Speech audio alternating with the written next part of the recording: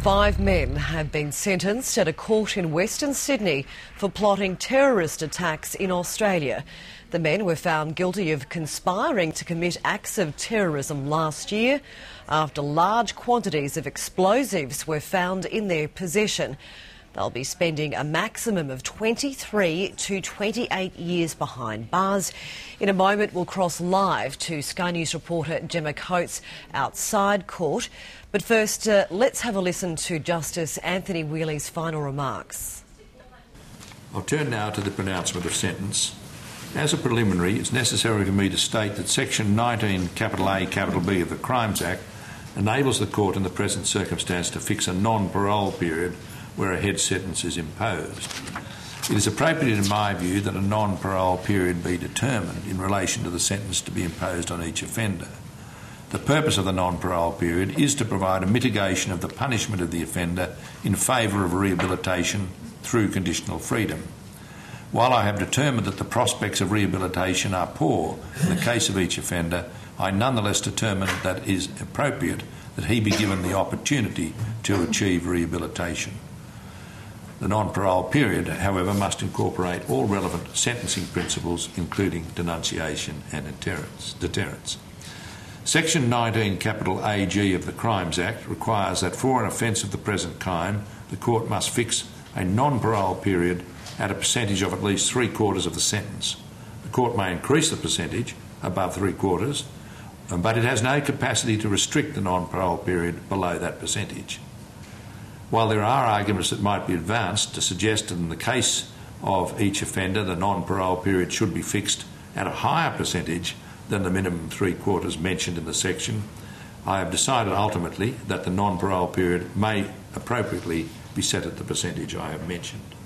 No submissions were made by the Crown to suggest otherwise, and in those circumstances I do not think it proper that I intervene to alter the minimum percentage. I should explain to each of the offenders that it will be a matter for the Attorney-General for the day to determine whether any of the offenders should be released at the expiry of the non-parole period. That may depend upon each offender's behaviour in prison. It may depend upon the extent of rehabilitation evidenced, if any, or upon the Attorney-General's view as to whether each offender has, after serving a lengthy non-parole period, renounced the extremist views which underlay the commission of the serious crimes involved in this trial.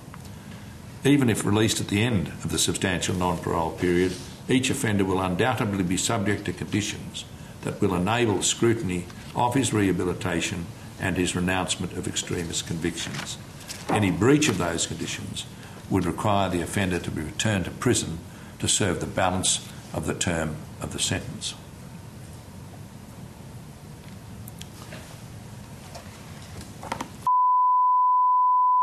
I sentence you to a term of imprisonment of 28 years, commencing on the 8th of November and expiring on the 7th of November 2033. I fix a non-parole period of 21 years in respect of that sentence to commence on the 8th of November 2005 and to expire on the 7th of November 2026. The period of 21 years is the minimum period the offender must serve in custody. I sentence you to a term of imprisonment of 27 years, commencing on the 8th of November 2005 and expiring on the 7th of November 2032. I fix a non-parole period of 20 years and 3 months in respect of that sentence. The non-parole period is to commence on the 8th of November 2005 and is to expire on the 7th of February 2026. The period of 20 years and 3 months is the minimum period the offender must serve in custody. I sentence you to a term of imprisonment of 26 years, commencing on the 8th of November 2005 and expiring on the 7th of November 2031. I fix a non-parole period of 19 years and 6 months in respect of that sentence. The non-parole period is to commence on the 8th of November 2005 and is to expire on the 7th of May 2025. The period of 19 years and 6 months is the minimum period the offender must serve in custody. I sentence you to a term of imprisonment of 26 years, commencing on the 8th of November 2005 and expiring on the 7th of November 2031. I fix a non-parole period of 19 years and 6 months in respect of that sentence. The non-parole period is to commence on the 8th of November 2005 and is to expire on the 7th of May 2025. The period of 19 years and 6 months is the minimum period the offender must serve in custody. Sentence you to a term of imprisonment of 23 years, commencing on the 21st of December and expiring on the 20th of December 2028. I fix a non-parole period of 17 years and 3 months.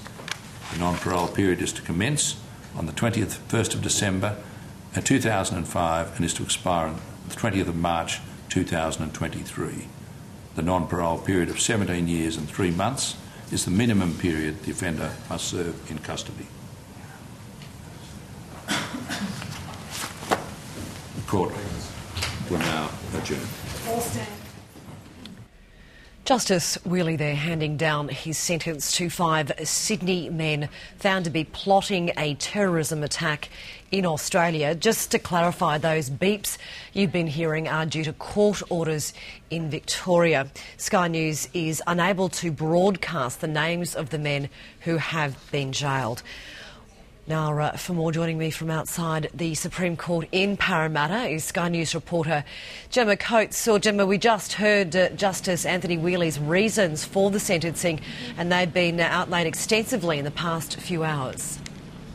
That's right, Vanessa, and what we heard from Justice Whealy, that he decided that, or has ruled that the prospect of rehabilitation in the case of each of the 5 men is poor, but he hasn't ruled it out, and that's why he's put these non-parole periods between 17 and 21 years for each of the men. And it basically means that one of the men could be out of jail in 13 years because, of course, they were arrested in late 2005 and have been behind bars since then. Now, the reasons he gave for there being little prospect of rehabilitation was because they all held such extremist views. They thought it was their obligation to come to the defence of Islam and that there was a war between Islam and the rest of the world. Also, that they should seek revenge for wars in Iraq and Afghanistan. So those were the reasons that Justice Whealy gave today in his sentencing. As I said, hasn't ruled out rehabilitation, but says the prospect of it is very poor. Gemma, another telling element in his reasons for sentencing was that Justice Whealy described the plan as well advanced. That's right. He described that part of their acquisition of some of the chemicals was rather clumsy, but said that the plan was in the advanced stages. And now, as I said, the men were arrested in late 2005, in November, but he has ruled that that there could have been a terror attack as early as 2006. That's when we could have seen this attack come to fruition. The men, of course, charged with conspiracy. So that is certainly what he took into account there when sentencing the men today. And what was the reaction to the sentences in court? Well, there was very little reaction. So throughout the sentencing, which was rather long today, the men were quite jovial, joking with each other, smiling, all but one of them who was a little bit more serious than the rest. And really the reaction didn't quite change at all when the sentences were handed down. When the verdicts were in fact handed down late last year, there was again little emotion from the men. Outside the court was a different story back then. There was a lot of angry scenes from supporters, but today it's been very quiet outside the court.